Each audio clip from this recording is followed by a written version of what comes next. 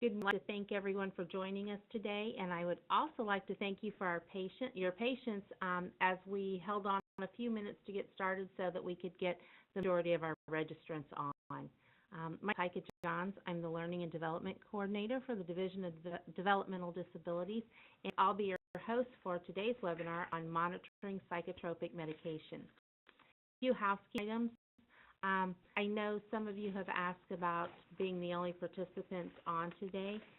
We keep the attendee list hidden. It kind of keeps it cleaner on our side, and so it may look like you're the only one on there, but you're not.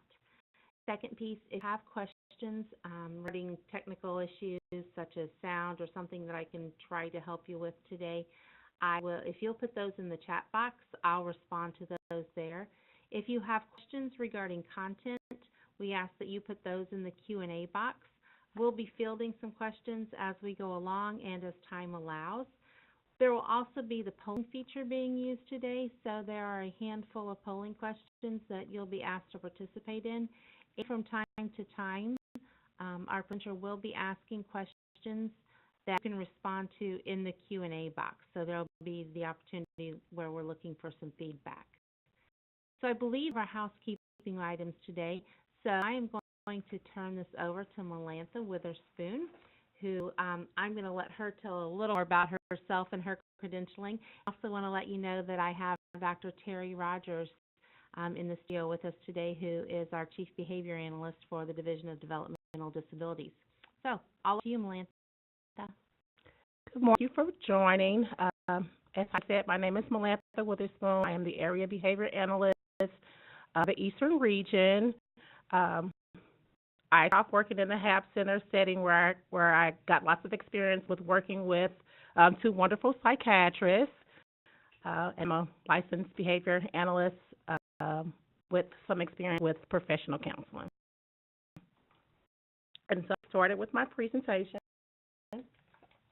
Dr. Terry Rogers, and by way of introduction, I just wanted to say we have a wide variety of individuals on the phone today in different roles, and that's wonderful.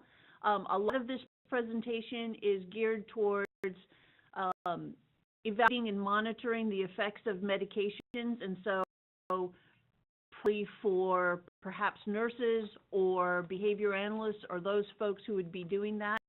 Not to say it won't be useful for everyone, because it's good to know what's supposed to be happening.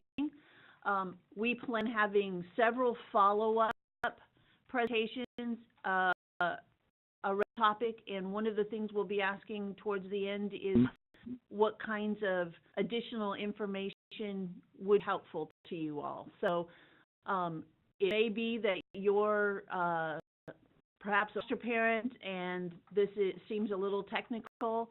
Hopefully you can glean some useful information out of this presentation and think about what else you would need to know. And so without further ado, Melantha is going to get started.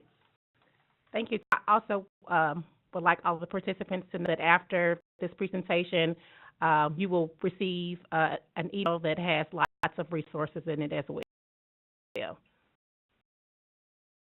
All right, medication. All of this presentation is to make sure that everyone understands what psychotropic medications are and the purposes of it, for our contracted behavioral therapists to make sure that they are assessing the use of psychotropic medications during their assessment process. I want everyone to understand side effects that are associated with the medication we discussed today and how they can contribute to behavioral issues. I want our contracted behavior providers to also understand what the expectations are when they provide services to people who have an open episode of care with the division, and for everyone to understand the best practice model for psychotropic medication use.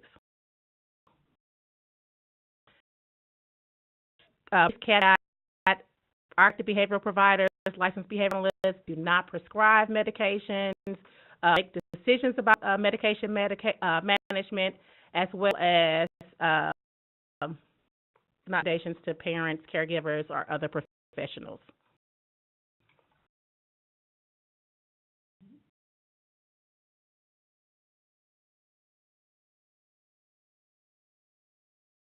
So just to be on psychotropic medications,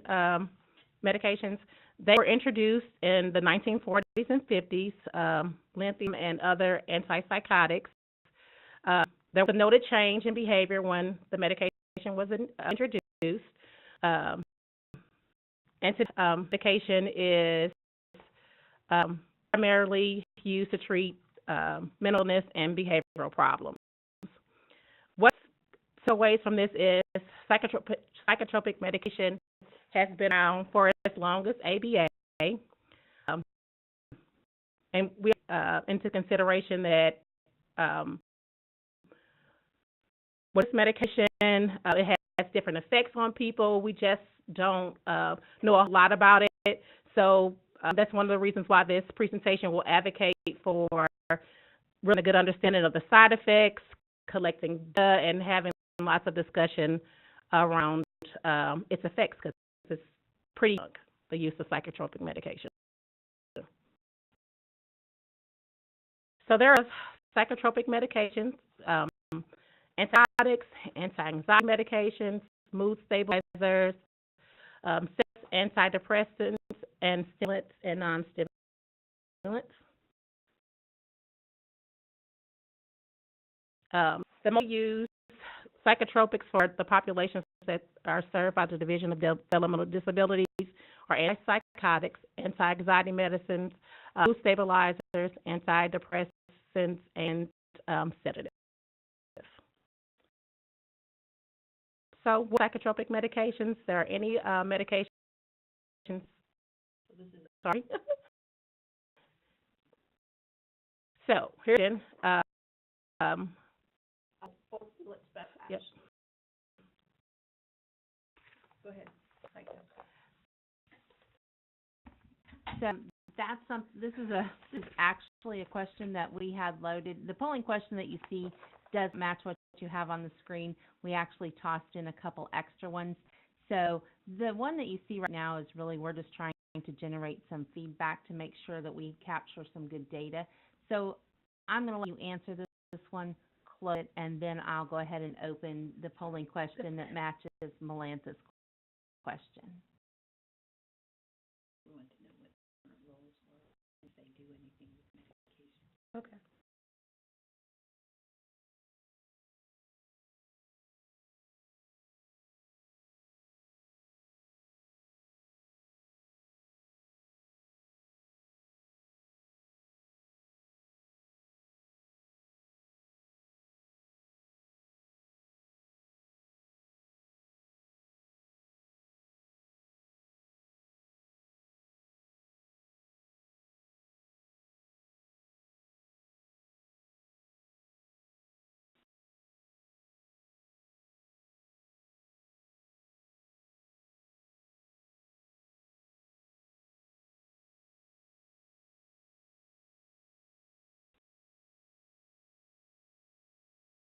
So while with that, I'm going to take back just a little bit what I said. I am going to ask you to answer just two more questions before we get to Melissa's actual question.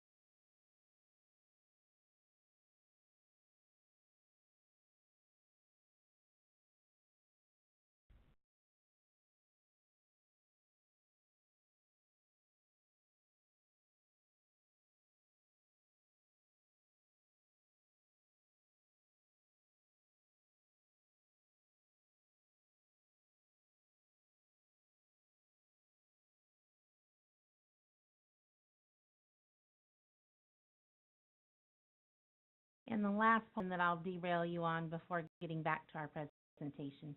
My apologies for not rolling those out to you initially. With our hurried start, our delayed start, I was anxious to get us rolling.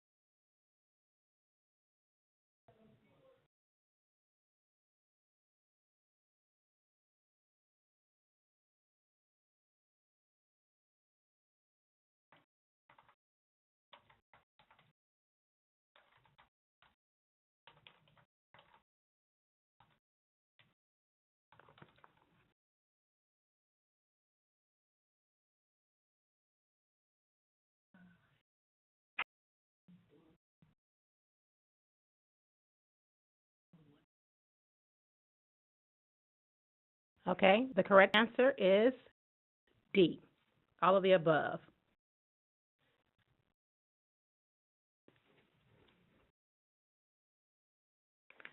We talk about the various categories of psychotropic medication and the types of antipsychotics, atypical and typical, and the most commonly ones used with our populations is Abilify, Gion, Risperdal, Seroquel, and Zyprexa. I have had a discussion with a psychiatrist who works with folks who are diagnosed, as well as folks who have developmental disabilities, who was kind enough to go over ranges and the effects. And I want you to take away from this slide is to look at the possible side effects so that you're assessing if you are working with a person who is prescribed one of these not experiencing the side effects associated with them. Sometimes find is that the side effects are considered more behavioral problems, and so we start medicating for side effects, and people end up on more and more medications trying to account for the side effects of another medication. So we have somebody who's on Hal and is having trouble getting up and getting going in the morning, and so they go on another medication to help with that. Or we might have somebody who is appear to have dry mouth and wanting to drink a lot, and then we start controlling their fluid when really it's a side effect of the medication. So we always want to consider, could the symptom or the behavior we're trying to address, could that be something that's aggravated or really a product of a medication? Very well.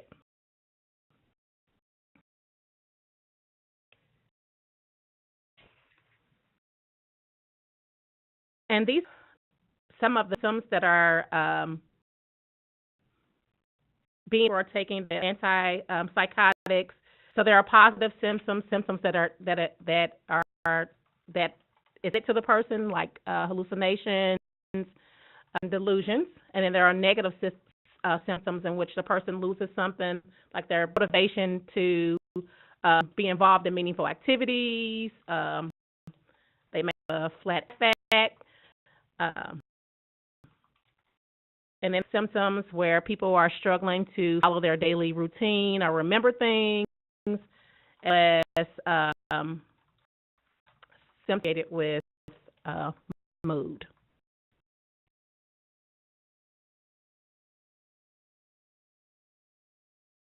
Then we have anti-anxiety medications, which tend to be prescribed for short-term periods because they have an addicting property to it, and you can sometimes see these used well when people are going on clinic visits, such as the dentist or the OBYN.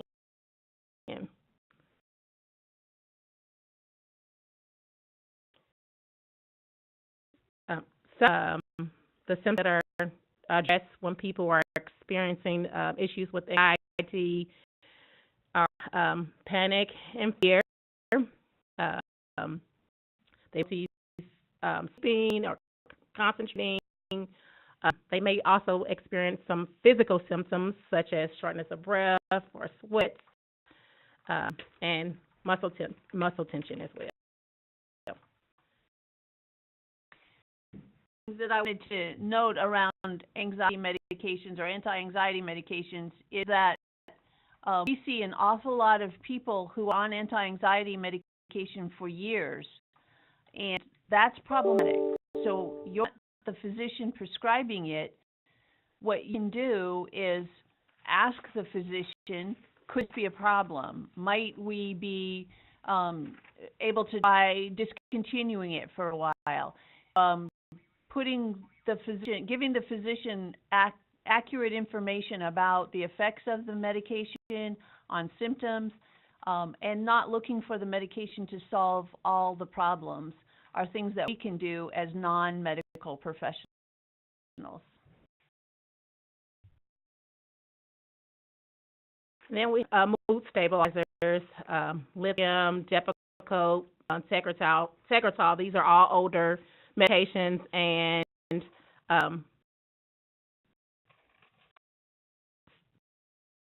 through their therapeutic levels can be assessed to see if the medication is person well.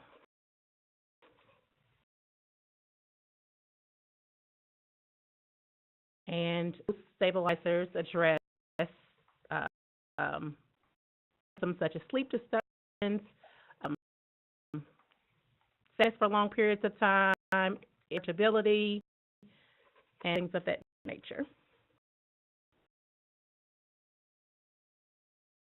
We have some antidepressants listed: Celetum, Luvox, Paxil, Zoloft, Prozac are the ones that are commonly used for folks in our population. And it's good to collect data on this because this is another medication where people are on it for a long time, and we have no data to support if they are still experiencing symptoms associated with mood issues. It's just a list of symptoms that should be addressed or met if a person is on depressants. Which are seeing some of on that are assist people with sleep issues, sometimes address anxiety issues as well. Livan is another drug that people sometimes receive prior to medical appointments. Bennett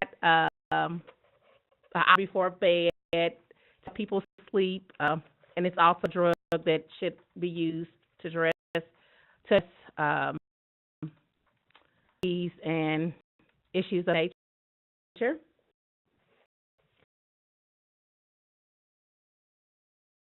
And again, this is the purpose using the if people have issues with sleep, and it's very critical that if a person is not sleeping well, that teams collecting data for hours of 24-hour periods, because sometimes people are not sleeping at night, and that's because they're sleeping during the day, and they might not necessarily require a sleep aid.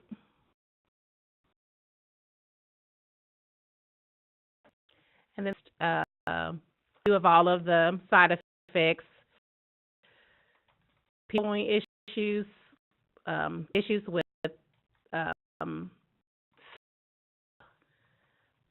agitation, aggression, all changes in their behavior are moods. And again, I piggyback off of what Dr. Rogers said. Medication effects that sometimes mirror behavioral issues, which lead to being prescribed additional medication, and we're not doing a good job of tracking if people are experiencing effects of medication. And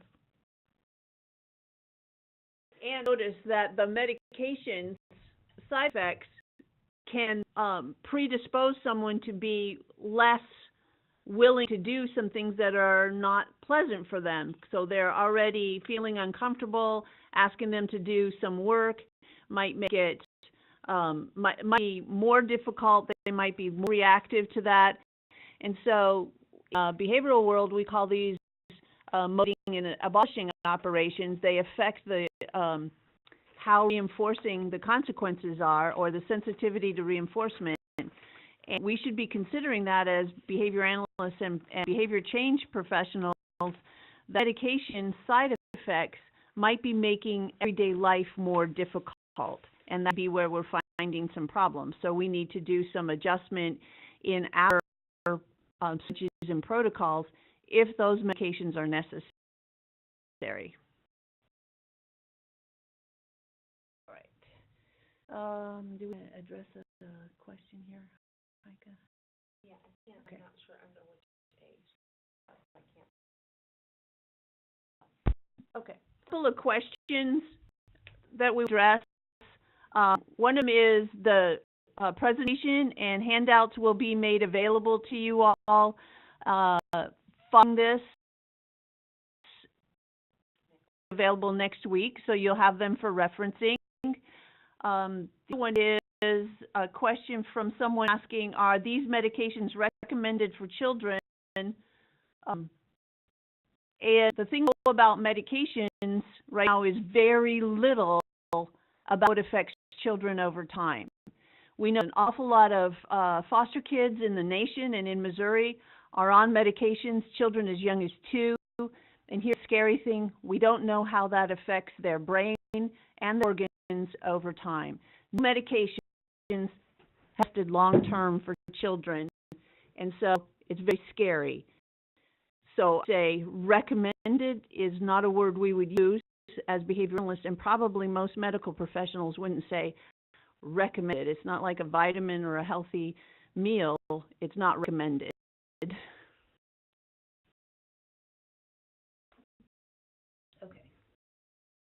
Any other questions?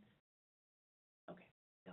Here's a review of significant effects: death, kidney failure, diabetes, increase in white blood count, anesthesia, and akathisia.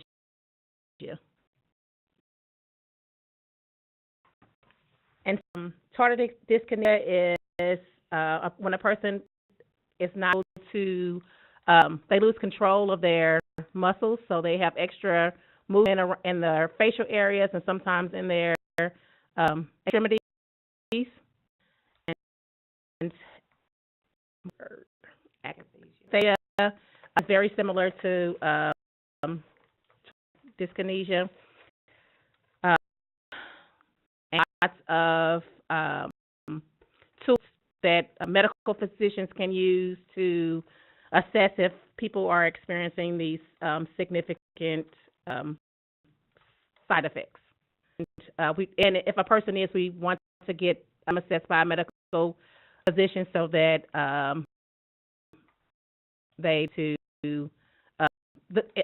so that a warning does not occur.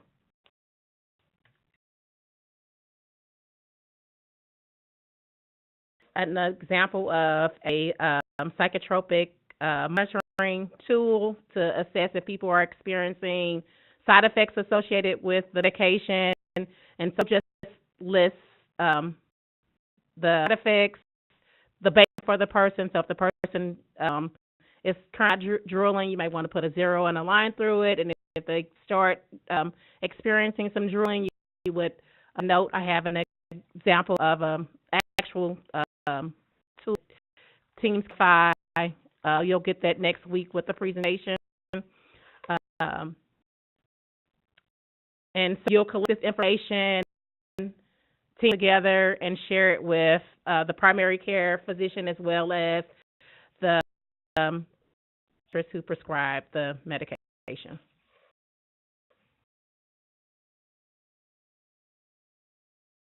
Okay, so studies are real examples. So Malcolm is a 25-year-old who takes melatonin to aid with sleep issues. Is melatonin a psychotropic? So answer yes or no.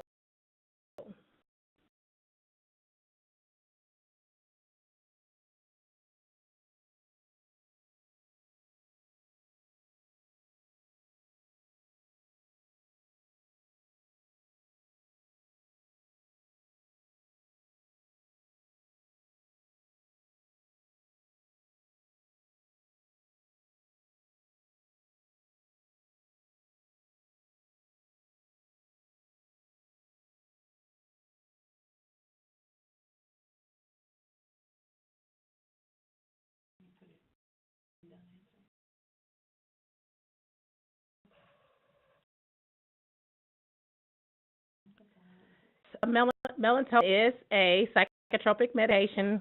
Earlier we described defined psychotropic medication as anything that affects mind, body, and behavior.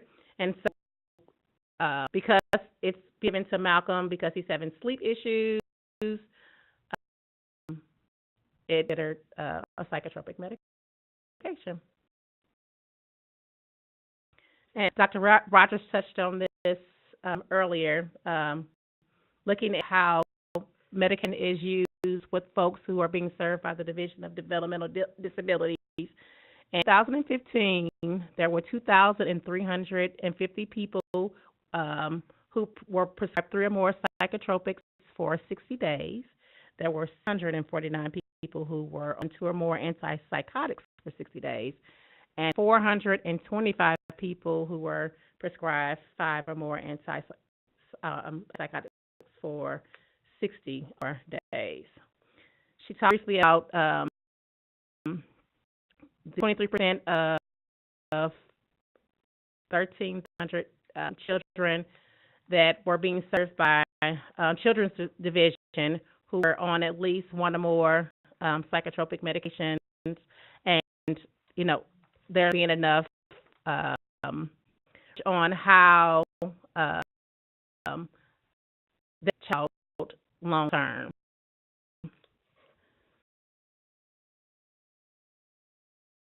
I should mention is that there's no scientific literature that shows that multiple psychotropic medications in class have better results.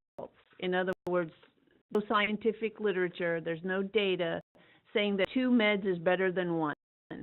And that means if you have somebody on multiple meds for the same kind of problems, probably needs to be examined, and the people that are working with that person regularly and behavior analysts to provide data so that the doctors can make good decisions.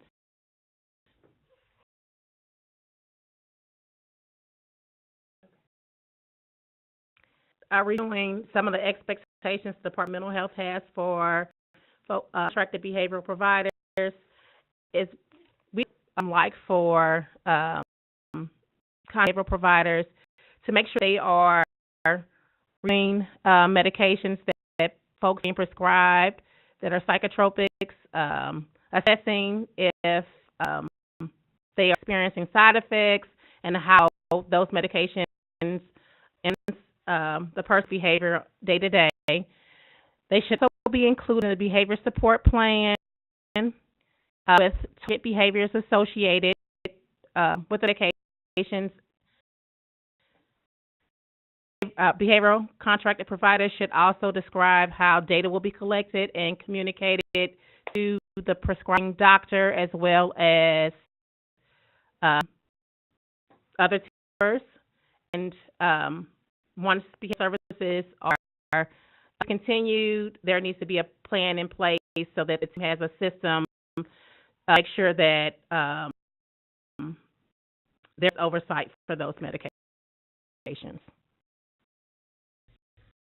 So we have a question. It's a really good one, and we're probably going to be talking about how to address this periodically throughout this presentation. The question is, if we notice that someone is on a great number of psychotropic medications, more than 7, so more than 7 is a great number, not just a great number.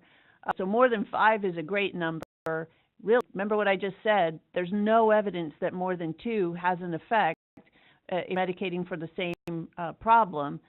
So if you have concerns about the medications as a support person or an advocate for an individual, how would you do that appropriately? So we're not saying barge into the doctor's office and demand a change. We're saying doctors need data to make good decisions. So the best thing that we can do is speak to the medical professionals and say, this was prescribed for, because most often those medical professionals are taking over for somebody else who prescribed it and they may not even know what it was prescribed for.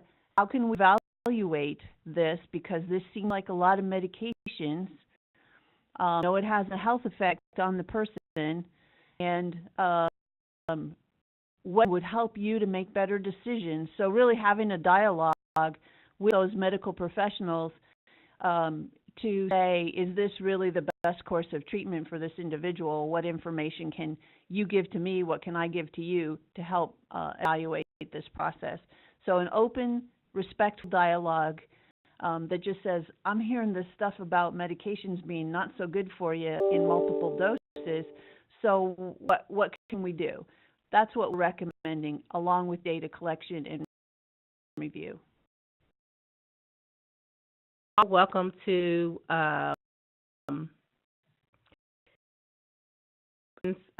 documents review. General Behavior Support Review Committee often has good insight and good input.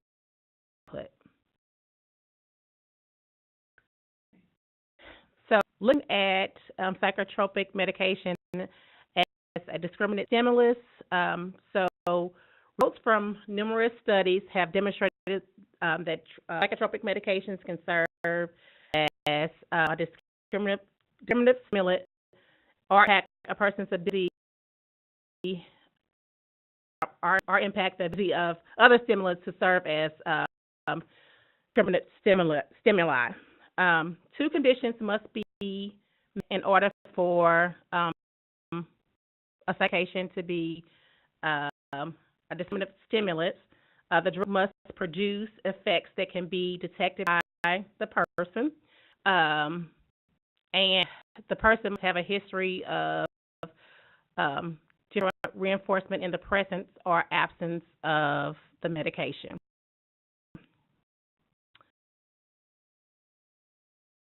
Can you give an example of discriminant stimulus? On the spot and said, can you talk about what a discriminative stimulus is for the folks that aren't behavior analysts? So when I reviewed this information, I thought about some of the kids who were in call hospital who are drug seeking, sometimes purposely had behavioral issues, so that they could get the injection and sleep the day away or not have to interact with medical physicians or therapists.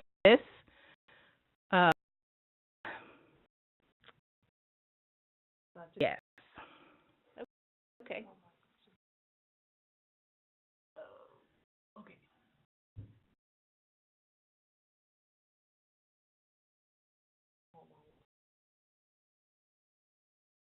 What?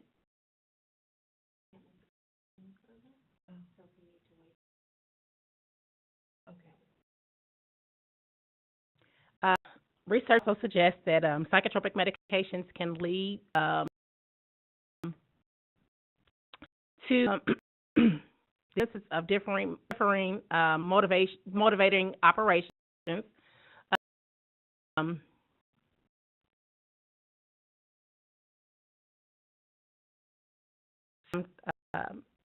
Thinking. Okay.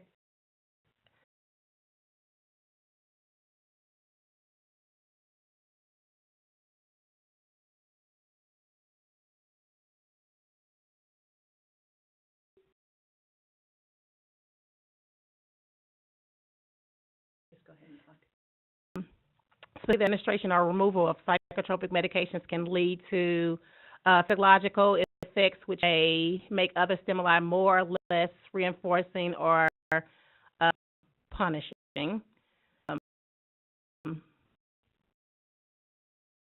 Again, research was done in clinical and lab settings, but had ramifications for clinical practice.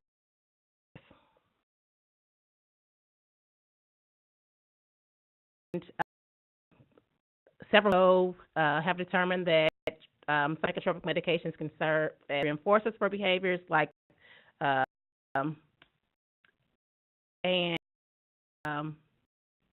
for control, and drugs also can serve as pushers. It's also interesting to note that additional research has suggested that some drugs may have little to do with the effects of drug. And effects of drug, and more on the possibility that the drug can become a conditioned reinforcer. Okay. A lot of technical language, and we're going to talk a little bit about that, but I want to get to a question that Jamie had, and the question was back on our melatonin example. So technically, melatonin is affecting somebody's behavior. It's making them more likely to be able to sleep, and that's affecting a behavior is considered psychotropic. So we're at that big definition of what are psychotropic meds. Psychotropic meds are medications that affect behavior or mind, so that melatonin would be considered a psychotropic, even though it's over the counter. Just Benadryl, even though it's over the counter, it's still a psychotropic medication if it's given for the purpose of relaxing a person or helping them sleep. If it's for allergies, then that's medical purpose. If for their behavior, that's psychotropic. So I hope it clarifies that question. We had another question that was from Megan. What organization did you contact for review of someone's multiple medications? So exactly for review of multiple medications. Multiple medications needs to be reviewed by the physician, and the physician needs to have good data and good decision from the people caring for the person and the person themselves, if they're able to provide good data to make those decisions of whether a medication is useful or run or not.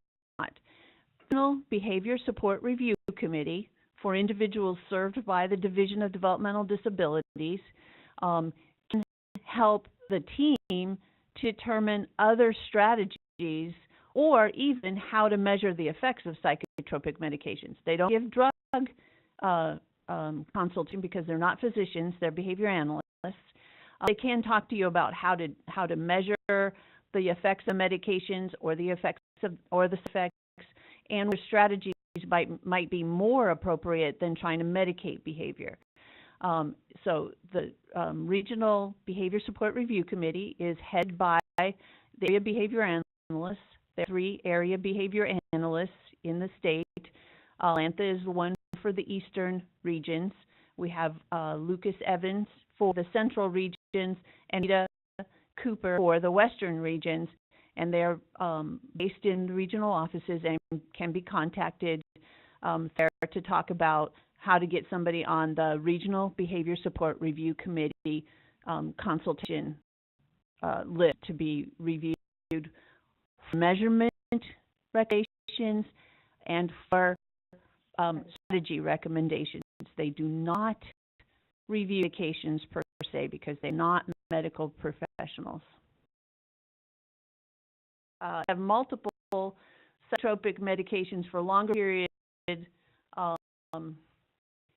impact brain chemistry, and if yes, what steps to medications or stop them? So, as the only way that those medications work is by impacting chemistry, because they're chemicals. And the long-term effects of psychotropic medications, or any medications for that matter, are pretty much unknown for children, but especially for psychotropic medications, because children that have been prescribed medications for a long period of time are just now growing up, and there hasn't been any good clinical trial on the effects of medications long-term for children. Just come out for Ritalin and those kinds of drugs. And so there's an area of concerns because we know that it's impacting their major organs and it's impacting their brain. For adults, long-term use of psychotropic medications lowers the mortality age and causes some continued health problems. So if it's true for adults, it must be true for children, probably. But we don't know that. There's just no good scientific evidence yet about that, and so that's what the concern is. In terms of evaluating it, that's what this presentation is about, is to make you aware of what kinds of things you might be looking for, to try to give some objective data to the medical professionals, to understand that not all problems can be solved by medications, and some of them have to have environmental or behavioral strategies that are used, so that we don't come to the doctors demanding for a problem that really is a behavioral or environmental issue. So really kind of raising all of our awareness around that and helping to advocate for good care from the medical professionals. Okay, one more thing. Remember at the beginning when I said that there was going to be technical language in here, and apologize for that for folks that are not behavior analysts. We will be following up with several future presentations, and so one of them can be, if this is a domain, one of them can be for non-behavioral professionals, so that there's less technical language. We're really appreciative of the interest and grateful to have your attention, and we'll be trying to explain technical language a bit as we move along. And there's a wide variety of participants, and so not every topic is going to hit your need, but hopefully you'll still get something out of the presentation.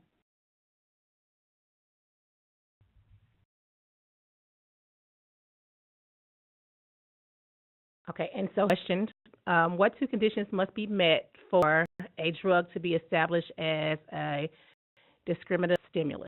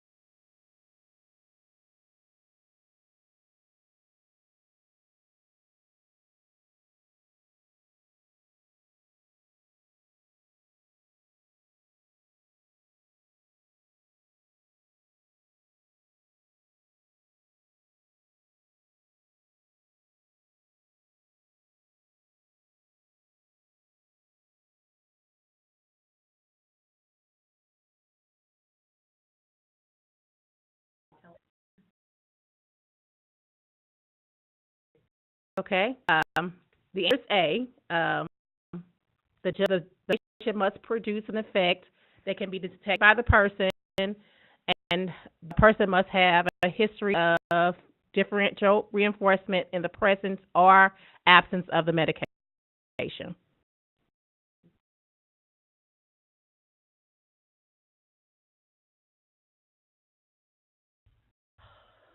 So, a question from Jamie: will any over-the-counter medication be used as a psychotropic medication to affect the behavior or the mind, need to be noted in the ISP, and would that need to be reviewed by the Human Rights Committee? So, yes, if you're using a medication to affect the behavior of an individual, it needs to be noted in the ISP, and it would be great if the ISP said what symptom it's supposed to be addressing and what the baseline was and how do we know if it's working. And what we're trying to move this system towards is understanding that we need to know the baseline and how we know it's going to work. And so if medication is for pacing around the room, agitation is for this individual. But if you say it's pacing around the room, then I can start measuring how long they're pacing every day and seeing if the medication has an effect on them. So yes, it needs to be noted in the ISP, and just whatever rules you're following for psychotropic medications, you should follow for over-the-counter psychotropic medications also. And also hoping that teams will come together and look at the purpose of the medication. So if a person is taking melatonin because they are not sleeping, has the team looked at medical issues? Experiencing some psychiatric issues that have not been addressed. So just having some good discussion as to why the person is experiencing whatever behavior that they're experiencing. This slide just basically talks about how psychotropic medications can affect a person. It can a person's motivation to access reinforcement. Is a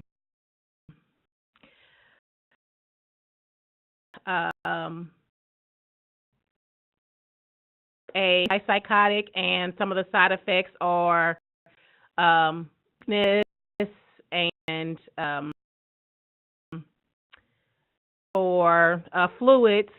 It's less likely that that person is going to want to bed and engage in activities or with people. So that's an example. Medication can reduce the value of reinforcement or something more reinforcing. For instance, if taking Zyprexa and the side effects is increased hunger and the person eating chocolates for completing tasks, it's more that person will work harder because they have a stronger desire to eat and for sweets. Psychiatric medication can affect a person's ability to focus and retain information, which also it can be struggling for people who are caring for that person on a day-to-day basis. They may not understand why this person is missing steps when they are putting on their clothes or brushing their teeth. Affect medical status. We saw one of the slides that one of the more serious side effects of medicine is diabetes, which can play a role in a person's their mood status, and these things will affect the person and their individual support plan as well as their behavior support plan.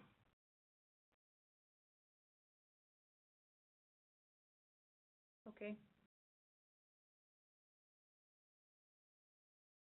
Here is a real life situation. I worked with a person who was an addict.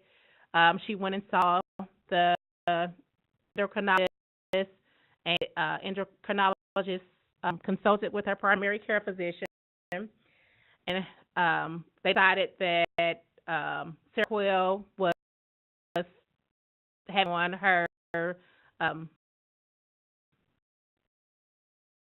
status diabetes that was causing her levels to rise.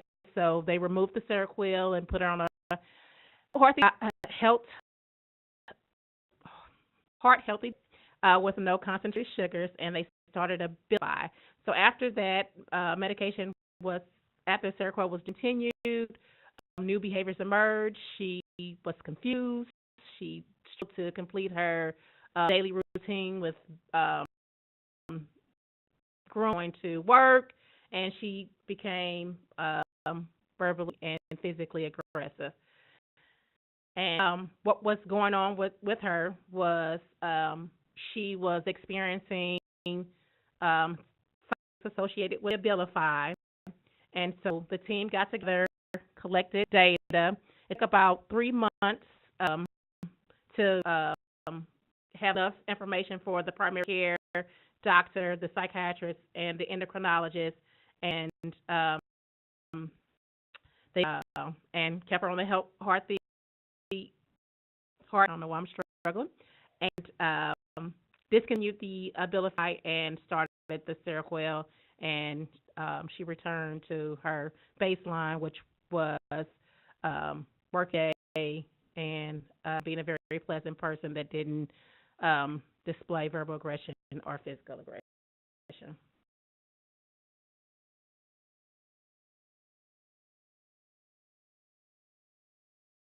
We have another polling question.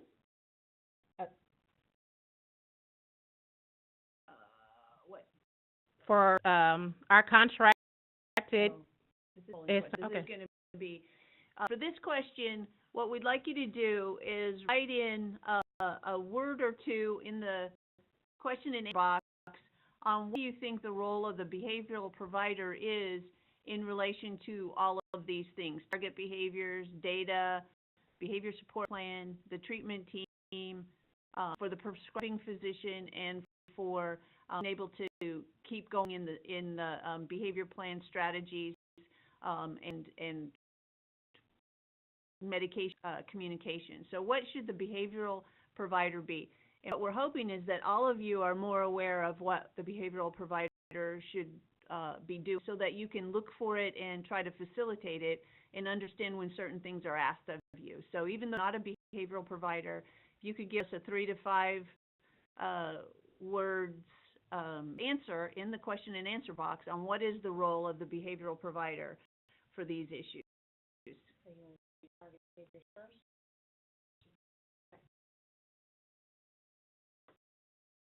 So put it on mute. I'm going to see if I can find out.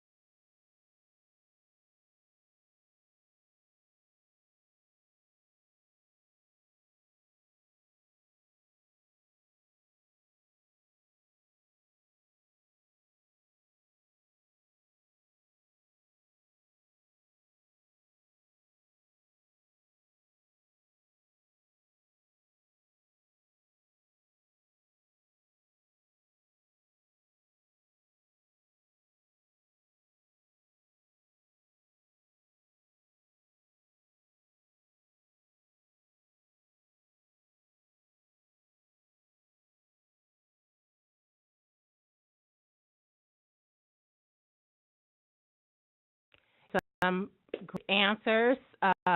So the role of the contracted behavioral provider is to define behaviors so that they are measurable. And lots of people wrote that in. Data to be collected on target behaviors and medication, and one noted to monitor and share with treating physicians. So that was great. Medication included in the behavior support plan, and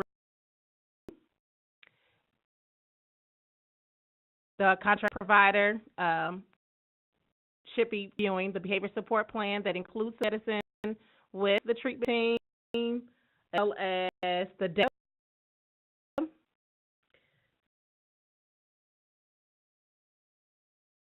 The team of contracted behavior provider, because the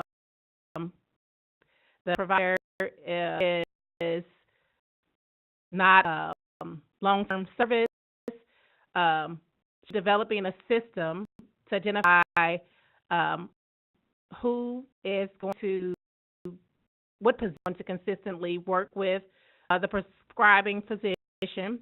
Data should be shared with the prescribing physician as well as the treatment team, which includes the guardian and other clinicians, and how that system will operate once the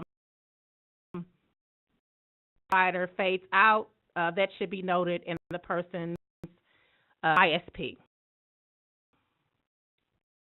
So again, I had some great answers, and a lot of people said that targets should be defined well, data should be collected, some tool is to aid. So all those were great answers.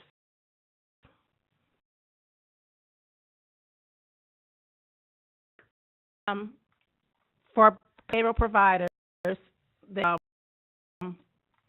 Division of Developmental Disabilities, the waiver states that there's evidence that when someone is prescribed any kind of medication, that the medication is doing what it's prescribed to do.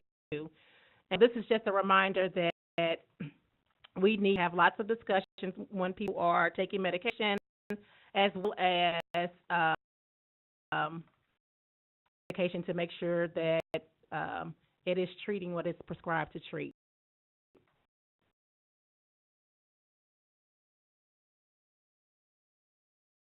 And, our behavioral providers, our code of ethics state that we should be assessing any form of treatment that the person is and will affect our behavior plan, and as discussed through this presentation, medication effect. So assessing and having discussion and collecting data, and work teams as well as prescribing physicians is in a wheelhouse.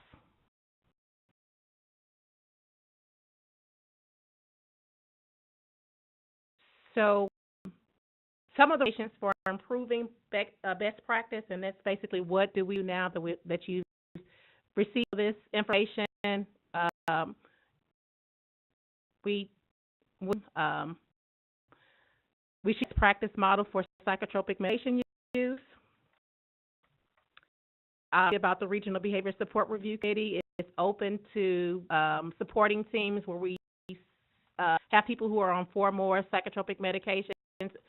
Rogers did a good job of explaining where we will not necessarily assess medication, but we'll look at the behaviors that are associated with the medication and talk about different strategies that may be beneficial. Research shows that ABA, along with medication that is medication, leads to behavioral change. Team also use, and you'll get this, the psychotropic medication check list twice a year or when there are medication changes.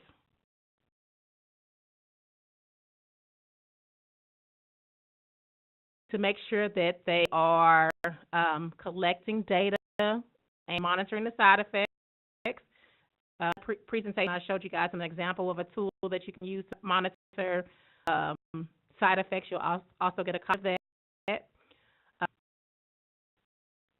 Family, agents, any a person that's prescribed psychotropic medication can use the feedback and exchange form at appointments with doctors who prescribe psychotropic medications, because all the time it's not always psychiatrists. And you guys can do what you did today, which was continue to look for opportunities to learn about psychotropic medications. And so talk a little bit about the best practice model for psychotropic medications. Okay. And before I do that, I'm going to look at our question and answer box and respond to some questions.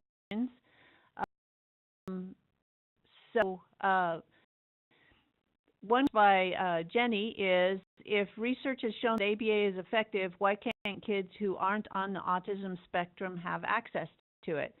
Here's the good news: they can. Now, who pays for it is the question of the day.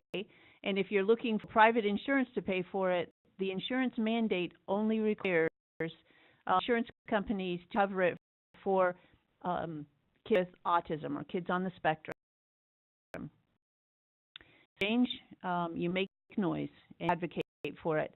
In the Medicaid world, if the child needs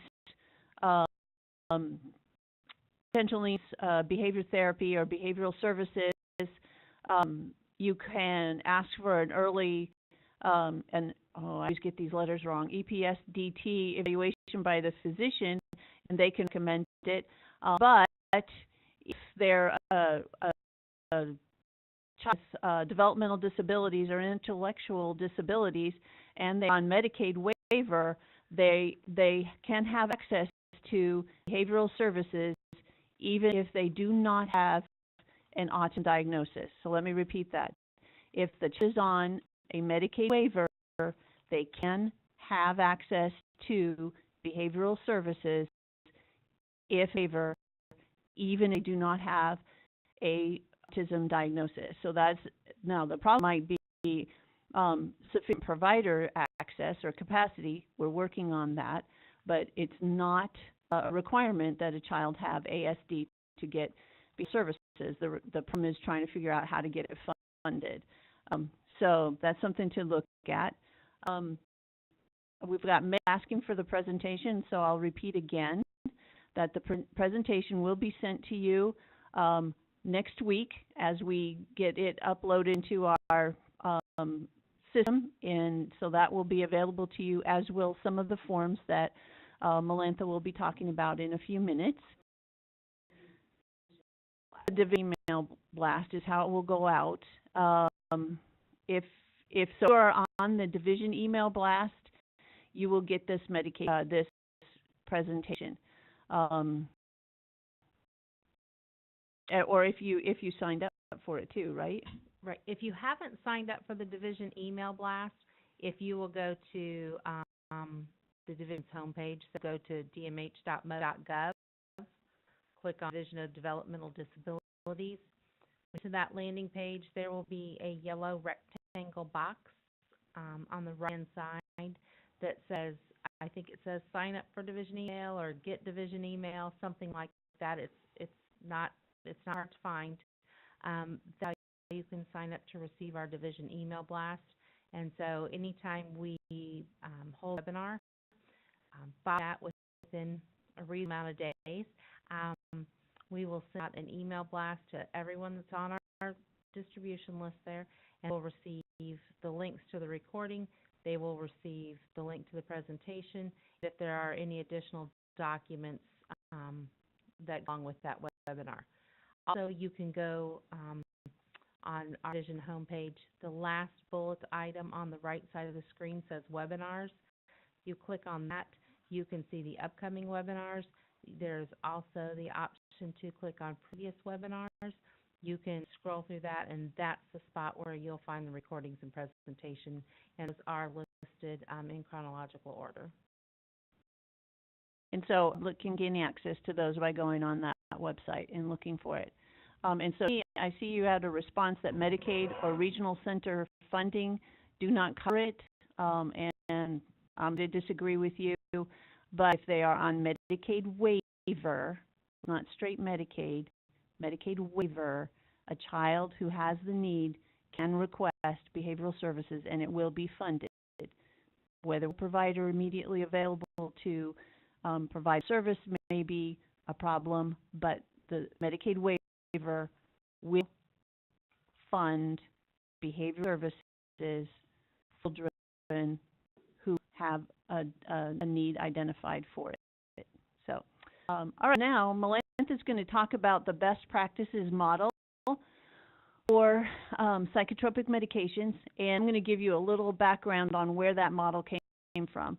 So a number of years ago, a group of us did a big research on were psychiatrists recommending, what was the field recommending that psychiatrists or medical professionals do before or they psychotropic medications. And so they came from an international psychiatrist, and this medication prescription model is followed pretty closely in some progressive countries like Great Britain, Netherlands, Australia, those kinds of places. And this is what the psychiatric community, as well as the behavioral community who knows about medications, recommends for all of us who are involved with individuals who may be prescribed psychotropic medication.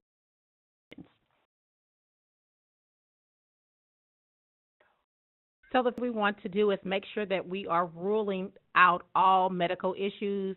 Some of you guys may not be aware that there are a lot of medical issues that mirror psychiatric or behavioral issues. For example, a person who is dehydrated can be better, as well as confused. A person that has an iron deficiency can also have issues with mood, concentration, and some measures also behavioral episodes. So we just have to do a job of making sure that medical issues have been ruled out. You also get a copy of a form that lists medical conditions that mirror behavioral issues. Once medical issues have been ruled, it's good to bring in contracted behavioral providers to do functional behavioral assessment. And what the assessment does is part of the process involves interviewing people who know the person well, collecting data. The person has historical records, reviewing those historical records, looking at the medication, and that contracted behavioral provider will then explain what's happening in the person's environment that is leading to the person displaying those target behaviors, and the functional behavior assessment will identify some broad strategies that will later be implemented in the person's behavior support plan. Once that the medical issues have been ruled out, the FDA has the provider in there to provide those behavioral interventions. The medication is still considered to be something to address the person's needs, then it's important to try one psychotropic medication at a time and the effects of those of that medication. So that's a good time to use that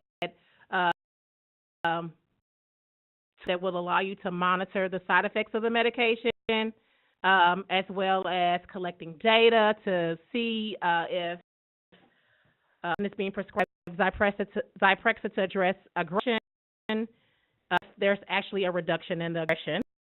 Or if a person is being prescribed trazodone because they're having issues with sleep, are they getting 7 or more hours of sleep, 24-hour period, and sharing that information with the team and treating physician.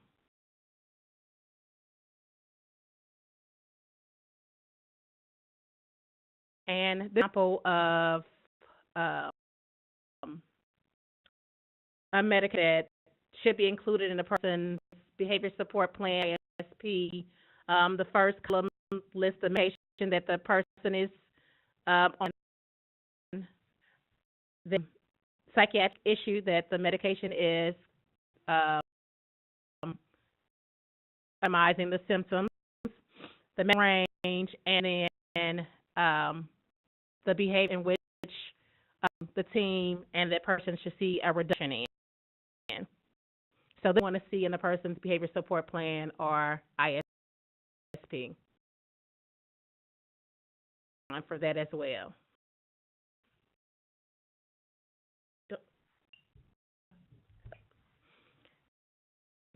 That's this slide.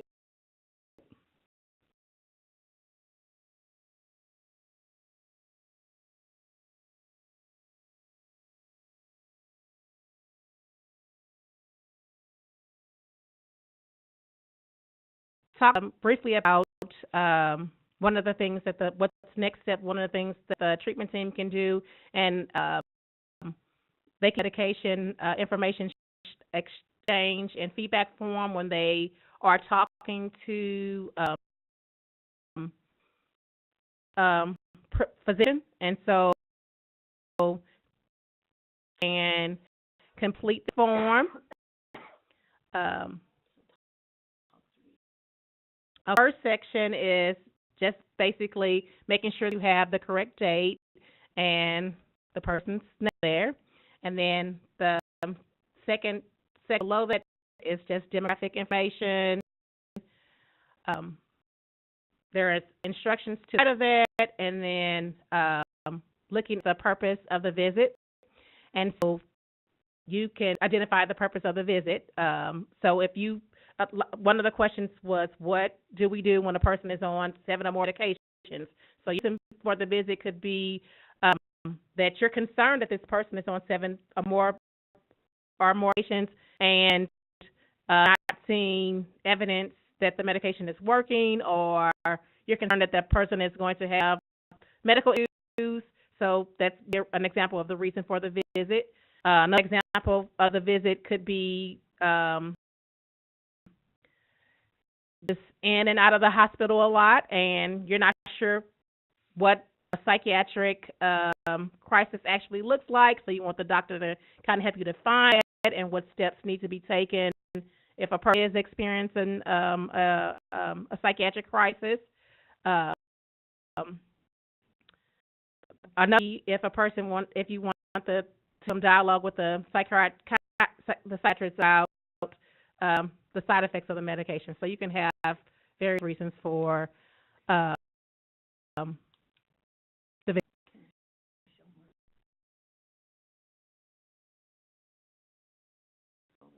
And you want to make sure that you bring in the person's most recent list of medications, and it's just not the psychotropics. You want to make sure the treating or prescribing a psychiatrist has a list of all of the other medications that the person takes, as well as labs,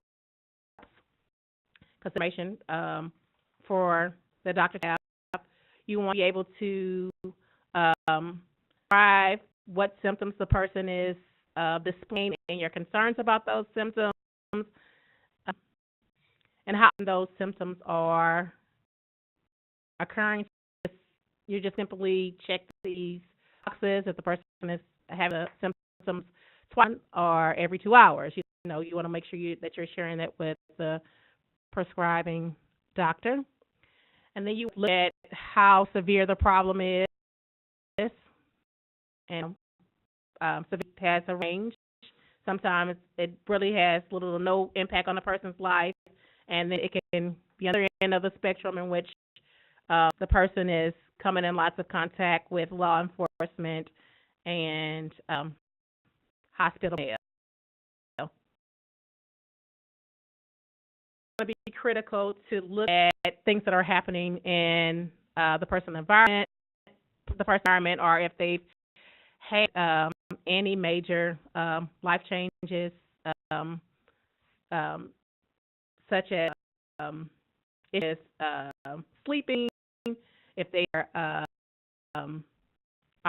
if they are experiencing changes in their eating pattern, whether their intake is increased or decreased. The same thing with weight and trial regimen as well.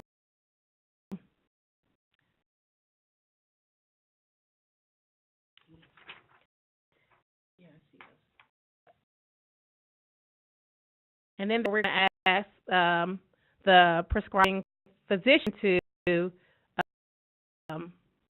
give him some information. And the physician should be able to tell you that they're prescribing Zyprexa because this person has a diagnosis of bipolar, and we want a decrease in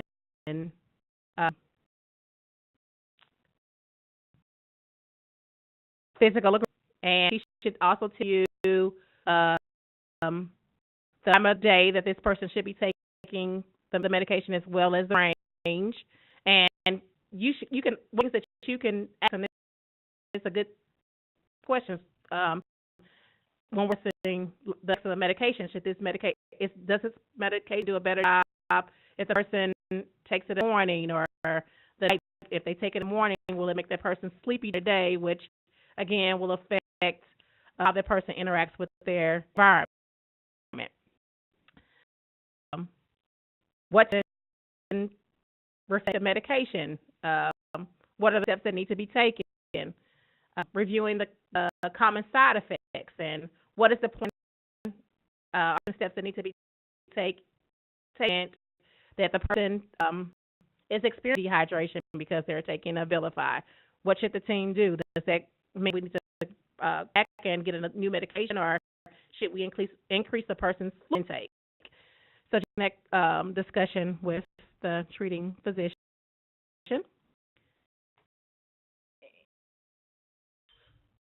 Division of Disabilities care providers, that stuff, you're going to want to have that stuff documented so you can put it in the record and you can refer to it and include it in your implementation plans or follow-up plans from the physician's appointment. So you do need to have that documented, and use a form like this or this form to do that, even if you have to write it down and all the physician does is sign it. It can be very helpful for you to what you're supposed to do, and if anything weird happens, you have that documented.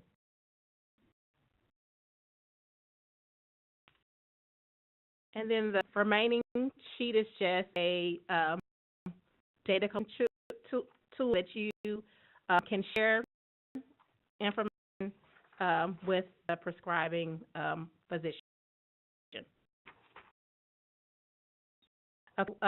You're going to, on this form, date, the person's name, the month in which you are collecting data. You're going to number of hours, that the person sleeps, and this is all good because it looks.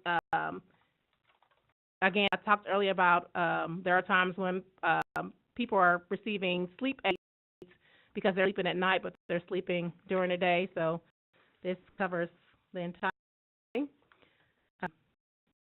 And then, so you complete this form. You'll any other additional concerns you can note at the bottom to discuss at the next appointment.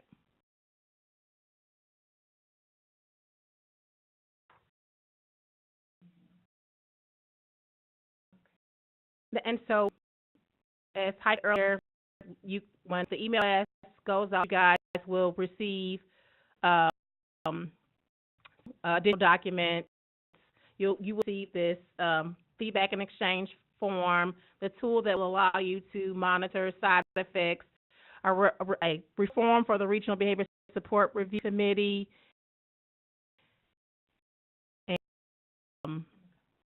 and PowerPoint. Okay. If there are any other questions that we can answer, you can write them in to the Q box, and I'll answer some of the questions that have already been written in. So, does the length of time a client is on a psychotropic make a difference in terms of the effects if drug is discontinued? Okay, so that's a multi-packed question. Depends on the side effect. So if it's tardive dyskinesia, once someone develops tardive dyskinesia, will have tardive dyskinesia for the rest of their life. That's why I want to be very, very careful with psychotropic medications and make sure that we're not over-medicating someone, because that makes it more likely that they will develop these tardive dyskinesia symptoms, which will then be with them for the rest of their life. But some side effects will go away when the medication is discontinued and it's out of their system. Medication has what's called a half-life in the person's system, and it means how long is it in the system before 50% of it is of its effects and the medication is out of their system.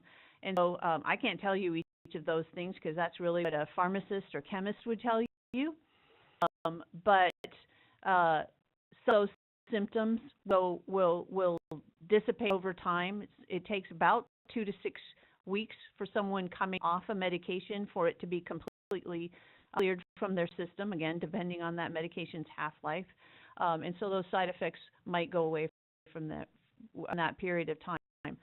Some medications, some of the side effects dissipate as the person is on that medication. So, for example, if you take Seroquel, which is an antidepressant, the first 2 weeks you often experience dizziness, nausea, lethargy, but as your system accommodates to that medication, those kinds of side effects go away. So you have to be aware of those kinds of side effects. So that's a multi-packed question. Like I said, I tried to answer all the ways that you might be meaning to answer that question. Another question that we have is if medications that are prescribed for muscle spasm, an accident, or for individuals with cerebral palsy are considered psychotropic. So let's think about why those medications have been prescribed. They might affect a person's behavior, and they might not have been prescribed to do that. So that's something to keep in mind. But if they're for muscle spasms, that's a medical reason and not a behavioral or psychiatric reason, and so we wouldn't, unless it was affecting their behavior, consider it a psychotropic medication. We had another question that was asking about if someone has experienced trauma, would it be a good idea to get trauma-informed care or some kind of trauma treatment? Always a good idea to treat anything that's a problem. So, and we should be aware of the effects of trauma on our population, because percent of the folks in care have experienced some kind of traumatic event. So, yeah, it's a good idea to have that kind of treatment. I'm waiting to see if there's any other questions that I can answer for you all. The presentation formally is finished, and we're just here to answer questions. Also, if you could give us some suggestions of things that you would like to learn more about, we'll try to develop those kinds of trainings around psychotropic medications, or get some experts in here that can answer those kinds of, provide that kind of information for you. So as we're wrapping up, I think we'll probably, unless there's another question that I can answer, put ourselves on mute and leave the line open for you all to write in suggestions.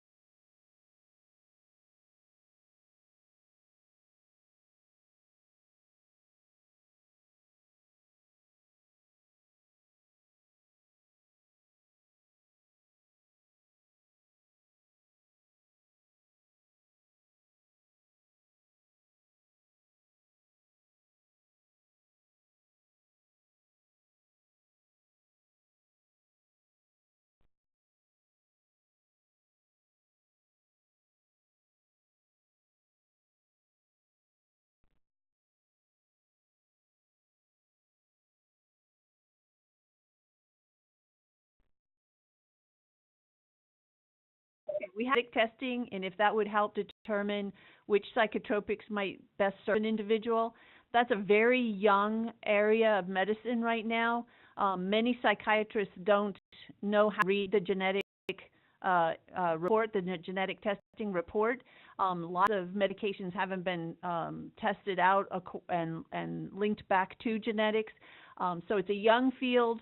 There's some indications of it being useful to determine medications that a person might be sensitive to or might not be sensitive to, but a very young field. So we're kind of looking for that to develop more to be broadly useful.